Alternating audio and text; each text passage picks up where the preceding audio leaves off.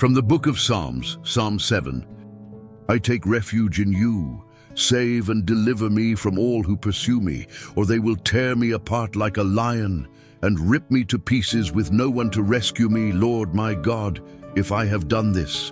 If there is guilt on my hands, if I have repaid my ally with evil or plundered my foe without cause, then let my enemy pursue and overtake me.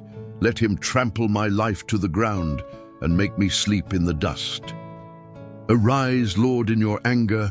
Rise up against the rage of my enemies. Awake, my God. Decree justice. Let the assembled peoples gather around you, while you sit enthroned over them on high. The Lord judges the peoples. Vindicate me, Lord, according to my righteousness, according to the integrity that is in me. Bring to an end the violence of the wicked, and make the righteous secure. You, the righteous God, who probes minds and hearts. My shield is God Most High, who saves the upright in heart. God is a righteous judge, a God who displays his wrath every day.